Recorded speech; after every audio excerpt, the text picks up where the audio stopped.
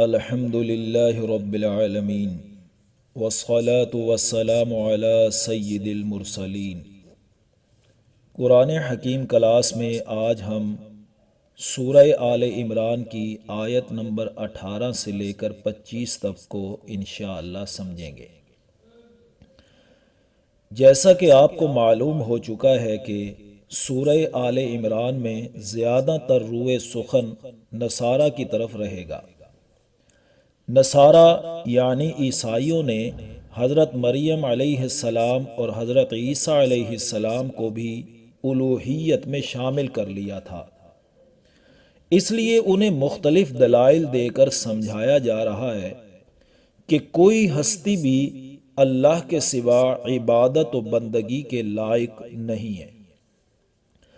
اب یہ جو آیت اب ہم شروع کرنے جا رہے ہیں، اس پر ایک عجیب انداز میں اللہ نے دلیل پیش کی۔ شاہد اللہ انہ لا الہ الا ہو، گواہی دی اللہ تعالی نے کہ اس کے سوا کسی کی بندگی نہیں، اس کے سوا کوئی معبود نہیں۔ والملائکۃ، اور گواہی دی فرشتوں نے بھی، وَأُولُو الْعِلْمِ، اور گواہی دی علم والوں نے بھی۔ تو اس بات پر کہ اللہ کے سوا کوئی معبود نہیں، تین گواہیاں پیش کی گئیں، اللہ کی، فرشتوں کی اور علم والوں کی۔ سب سے پہلی گواہی تو اللہ تعالیٰ کی ہے، جو دو طرح سے ہمارے سامنے آتی ہے۔ ایک تو کائنات میں پھیلے ہوئے مظاہر فطرت ہیں۔ عقل سلیم رکھنے والا جب ساری کائنات کے نظاموں، سسٹمز کو دیکھتا ہے تو دل بول اٹھتا ہے کہ اس کائنات کو بنانے اور چلانے میں اس کا کوئی شریک نہیں۔ اگر کوئی شریک ہوتا تو ضرور کھینچا تانی ہوتی نا، اور کائنات کے سسٹم میں روز بروز تبدیلیاں دیکھنے کو ملتی رہتی۔ پھر دوسرے نمبر پر اللہ تعالیٰ آسمانی کتابوں کے ذریعے بھی تو گواہی دے رہے ہیں۔ ہر کتاب میں اللہ نے اس بات کو نازل کیا کہ اللہ کے سوا کوئی معبود نہیں۔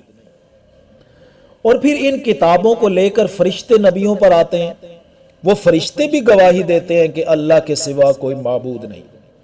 اور انبیاء پر جو کتابیں آتی ہیں، پھر انبیاء آگے لوگوں کو بتاتے ہیں، تو ان میں سے پھر اہل علم بھی گواہی دیتے ہیں کہ اللہ کے سوا کوئی معبود نہیں۔ قائما بالقسط، معبود بھی اس شان کا ہے کہ ہر چیز کو عدل و قسط کے ساتھ قائم رکھنے والا ہے، اعتدال کے ساتھ قائم رکھنے والا ہے۔ لہٰذا اب آگے ان ساری باتوں کا نتیجہ نکال کے فرما رہے ہیں اللہ پاک کہ لا الہ الا ہو، اس اللہ کے سوا پھر کوئی معبود نہ ہوا نا، هو العزیز الحکیم، وہ زبردست ہے، حکمت والا ہے۔ یہ دو صفات ذکر کر کے اشارہ فرما دیا کہ وہ قوت اور حکمت دونوں اعتبارات سے ہر کسی پر غالب ہے۔ لہٰذا اسے کسی معاون کی بھی ضرورت نہیں ہے کہ اگر کوئی عیسائی یا کوئی اور انسان یہ کہے کہ چلو معبود تو نہیں، اللہ کے معاون ہوں گے، تو یہاں اس کی تردید بھی فرما دی گئی۔ یہ آیت مکمل ہو گئی 18 نمبر۔ حضور صلی اللہ علیہ وسلم نے عرفات میں جب یہ آیت پڑھی تھی تو فرمایا وَأَنَا عَلَى ذَلِكَ مِنَ الشَّاهِدِينَ یا رب، اے میرے رب میں بھی اس بات پر گواہی دیتا ہوں۔ یہ مسند احمد کی حدیث مبارکہ ہے، تو ہمیں بھی پڑھنا چاہیے، ہم سب مل کر پڑھتے ہیں کہ وَنَحْنُ عَلَى ذَلِكَ مِنَ الشَّاهِدِينَ یا ربنا، اے ہمارے رب ہم سب بھی اس بات پر گواہی دیتے ہیں کہ تیرے سوا اس کائنات میں کوئی بھی معبود نہیں ہے، صرف ایک معبود ہے، اور وہ صرف ہے اللہ تعالیٰ کی ذات مبارکہ۔ اگلی آیت دیکھیے، ان الدین عند اللہ الاسلام، یقیناً اللہ کے ہاں دین حق اسلام ہی ہے۔ یعنی انسان اپنے تئیں جو کچھ بھی گھڑتا رہے اس کی کوئی اہمیت نہیں، کیونکہ اللہ کے نزدیک جو دین ہے وہ صرف اور صرف اسلام ہے۔ اور اسلام کا معنی ہے خود کو اللہ کے سامنے جھکا دینا، سرنڈر کر دینا۔ یعنی ہر قسم کی عبادات اور اطاعت کو اللہ کے لیے کرنے کا نام اسلام ہے۔ اور اسی سورت کی آیت نمبر 85 میں جا کے فرمایا وَمَن يَبْتَغِ غَيْرَ الْإِسْلَامَ دِينًا فَلَن يُقْبَلَ مِنْهُ، اور جو کوئی دین اسلام کے علاوہ کوئی اور دین تلاش کرے گا وہ اس سے ہرگز قبول نہ کیا جائے گا۔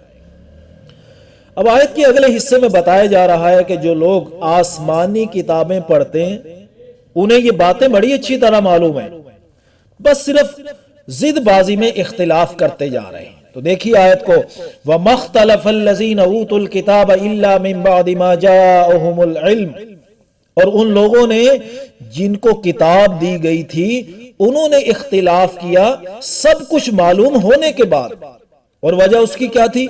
بغیم بینہم، آپس میں ضد اور حسد کی وجہ سے۔ یہ انسان میں بہت ہی بری بیماری ہے کہ ایک دوسرے کو نیچا دکھانے کی کوشش میں مصروف رہتا ہے۔ وَمَن يَكْفُرْ بِآيَاتِ اللَّهِ، اور اس کا نقصان کیا ہو رہا ہے؟ اور جو کوئی بھی انکار کر دے اللہ کی آیات کا، وہ کیا سمجھتا ہے میں بچ جاؤں گا؟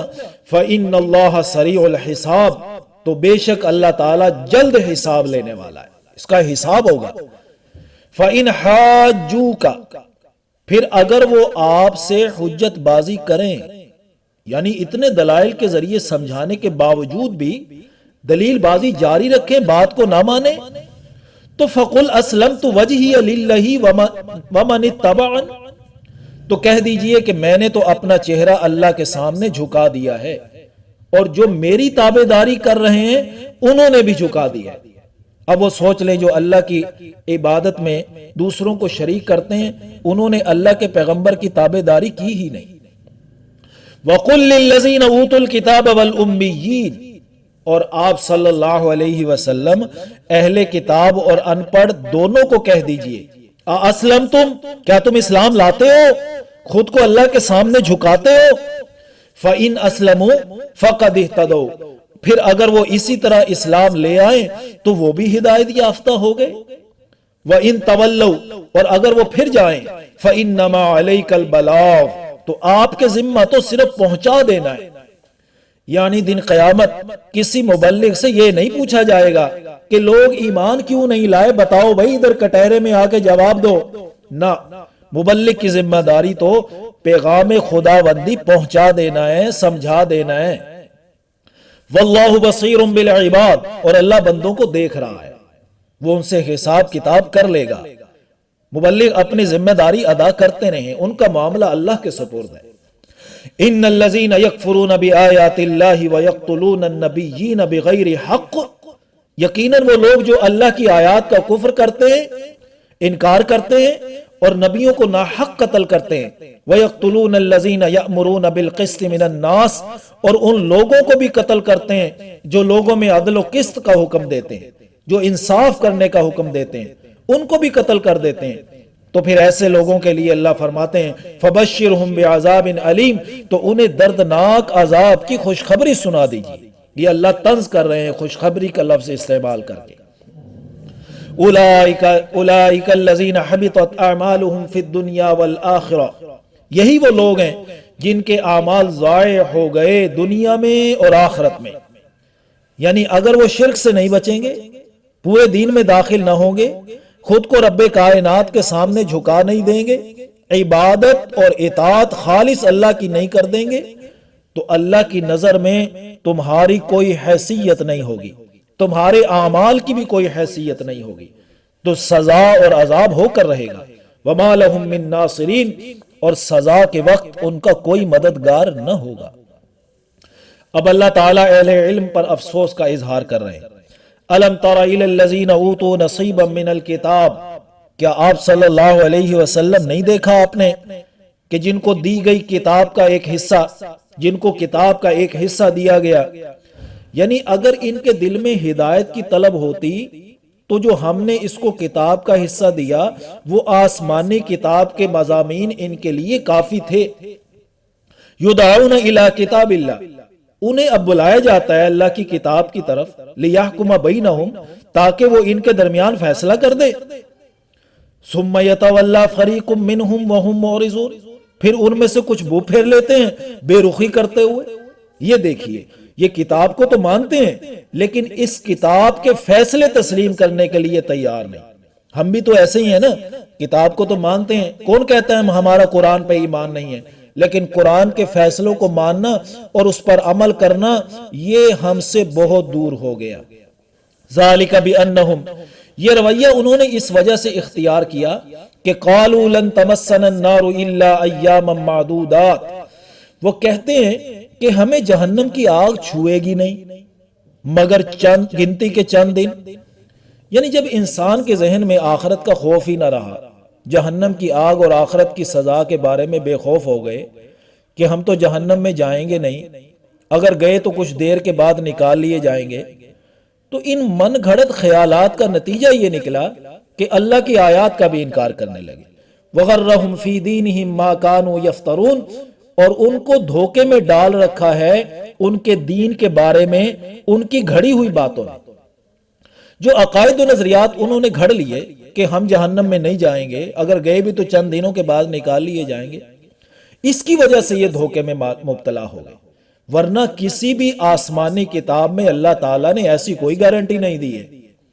فَكَيْفَ إِذَا جَمَعْنَاهُمْ لِيَوْمٍ لَا رَيْبَ فِيهِ، تو کیسا حال ہوگا جب ہم ان کو جمع کریں گے اس دن میں جس کے آنے میں کوئی شک نہیں۔